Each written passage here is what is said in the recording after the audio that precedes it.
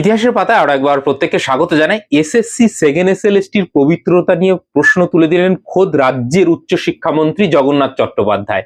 তিনি গতকাল TV9 বাংলার এক সাংবাদিকের সাক্ষাৎকারে এই প্রসঙ্গটি তোলেন এবং তিনি বলেন যে এই যে দুর্নীতি হয়েছে তার সঙ্গে যারা সরাসরি যুক্ত এবং সিবিআই যাদের বিরুদ্ধে চার্জশিট দিয়েছে, বিগত সরকার তাদেরকে না সরিয়ে বরং এসএসসির দপ্তরে রেখে দিয়েছে এবং তাদের তত্ত্বাবধানেই যখন আবার সেকেন্ড এসএলএসটি হয়েছে, তাহলে তো সেটা প্রশ্ন উঠবেই। সিবিআই যাদের বিরুদ্ধে চার্জশিট দিয়েছে তাদেরকে না সরিয়ে বরং এসএসসি দপ্তরে কর্মরত অবস্থায় রেখে দেওয়া হয়েছে এবং তাদেরকে দিয়েই সেকেন্ড এসএলএসটি কন্ডাক্ট করা হয়েছে। তো অবভিয়াসলি প্রশ্ন তো উঠবেই। এবং গতকাল আপনারা জানেন যে স্কুল শিক্ষামন্ত্রী দীপক বর্মন মহাশয় তিনি দপ্তরে গিয়েছিলেন, তারপরে এই বিষয়টা তাদের গোচরে আসে এবং গতকালই তিনি বলেছেন যে এই বিষয়টার উপর কড়া পদক্ষেপ তারা নেবেন।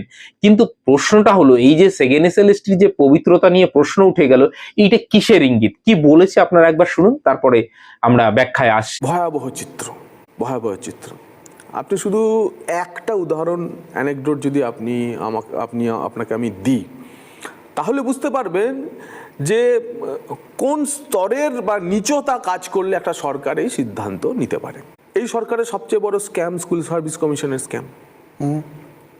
তো স্কুল সার্ভিস কমিশনের স্ক্যামে সুপ্রিম কোর্টের ইন্টারভেনশন, সিবিআইয়ের চার্জশিট ইত্যাদি হয়েছে। সেই স্কুল সার্ভিস কমিশনে এখনো পর্যন্ত কয়েকজন কর্মী রয়েছেন যাদের সিবিআই চার্জশিট দিয়ে দিয়েছে। নতুন সরকার আসার পর তাদের প্রসিকিউশন স্যাংশনে মাননীয় মুখ্যমন্ত্রী শুভেন্দু অধিকারী বলার পর শিক্ষা দপ্তর তাদের প্রসিকিউশন স্যাংশন করে দিয়েছে, কিন্তু তারা স্কুল সার্ভিস কমিশন এখনো কাজ করছে। মানে বিলিভ দিস, গায়ের জোরে না, সরকারের নীতি, তারাই কাজ করবে। যে যার বিরুদ্ধে দুর্নীতিতে, যে কর্মচারীদের বিরুদ্ধে দুর্নীতিতে যুক্ত থাকার অভিযোগে অকাট্য প্রমাণ সহ সিবিআই চার্জশিট করেছে, সেই চার্জশিটের কর্মচারীরা এখনো স্কুল সার্ভিস কমিশনে কর্মরত। এটা কেউ জানতো না। আমাদের গোচরে আজকে এসেছে, আমরা অ্যাকশন নেওয়ার কথা বলেছি। এইভাবেই সরকারটা চলেছে। আপনি বলুন, কাণ্ডজ্ঞান সম্পন্ন মানুষ আজকে এই খবরটা জানার পর, যারা এর পরে যে ফ্রেশ এসএসসি বলে যাকে বলছে, স্কুল সার্ভিস কমিশন বা টেট হয়েছে বলে যে পরীক্ষাটি হয়েছে, যারা দিয়েছে, আজকে আমার মুখ থেকে কথা শোনার পর তাদের বিশ্বাসে একটু চিড় ধরবে না? ওরাই তো আছে, আর কি নতুন হবে, আবার তো একই হবে। আজকে কথা, যদিও এটা স্কুল সার্ভিসের বিষয়, আমার সহকর্মী আমার সহমন্ত্রী আর কি শ্রী দীপকদার বিষয়, কিন্তু এই একটা উদাহরণ আপনাকে আমি একটা ছোট্ট উদাহরণ দিয়ে বললাম যে ইমিডিয়েট আমরা অ্যাকশন নিতে বলেছি।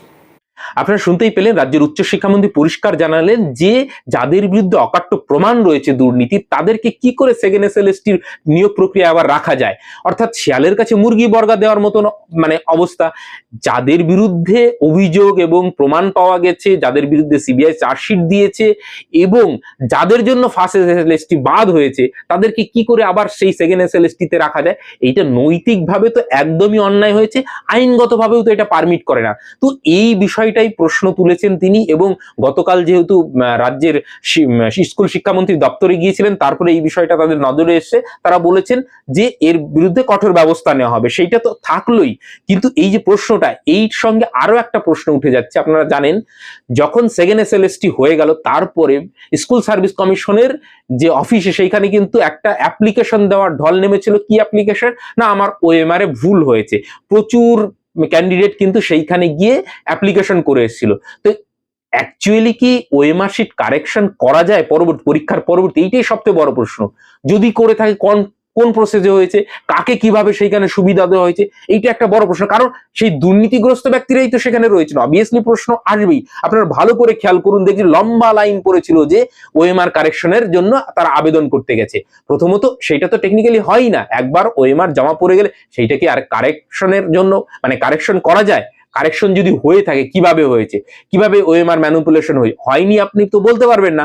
তো এই বিষয়টা কিন্তু আরো সাংঘাতিক।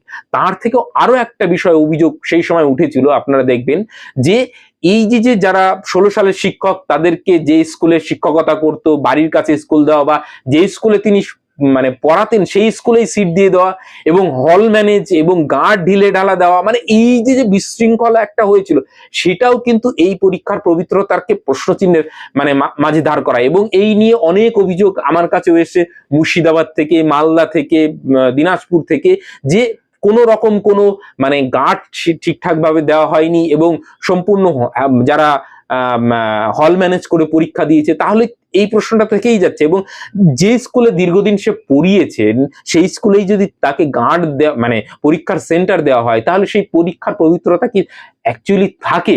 তো এই প্রশ্নগুলো কিন্তু সেকেন্ড এসএলএসটি নিয়ে খোদ রাজ্যের উচ্চশিক্ষামন্ত্রী তুলছেন। তো এইটা কিসের ইঙ্গিত আমি জানি না। তো বাকি আপনাদের মতামত আপনারা নিশ্চয়ই দিতে পারেন। কিন্তু গতকাল কিন্তু এই প্রসঙ্গটা উঠেছে, নিশ্চয়ই এইটা তিনারা খতিয়ে দেখবেন যে সেকেন্ড এসএলএসটিতেও আবার এই ওএমআর কারেকশনের নামে কোনো দুর্নীতি হয়েছে কিনা বা আবার কোনো রকম কোনো ম্যানিপুলেশন হয়েছে কিনা, সেটা অবশ্যই খতিয়ে দেখা উচিত। যে সেকেন্ড এসএলএসটি কেউ, কারণ দেখুন প্রথমত ফার্স্ট এসএলএসটি সেকেন্ড এসএলএসটি কে গোলানোই ঠিক হয়নি এবং 16 সালের আলাদা করে যে সিট ছিল তাদের ভ্যাকান্সিকে আলাদা করে পরীক্ষা নিতে পারতো এবং যারা নতুন ক্যান্ডিডেট তাদের যদি এই পরবর্তীকালে যে সমস্ত ভ্যাকান্সি গুলো হয়েছে সেগুলোতে নিত, তাহলে এই ফ্রেশার ক্যান্ডিডেটরা এত সমস্যার মধ্যে পড়তো না। ইচ্ছাকৃতভাবে এই পুরো সিস্টেমটাকে আবার গুলিয়ে দিয়ে আবার নতুন করে চাওয়ার সৃষ্টি করে এরা যে কি করতে চাইলো ফাইনালি মানে সত্যি মানে কারো ধারণা বাইরে। তো যাই হোক, গতকাল কিন্তু এইরকম একটা প্রসঙ্গ উঠে এসছে। এবার দেখা যাক সেকেন্ড এসএলএসটির ভাগ্যে কি হয়, বাকিটা তো সময়ই বলবে। ভালো থাকবেন, সুস্থ থাকবেন, থ্যাংক ইউ।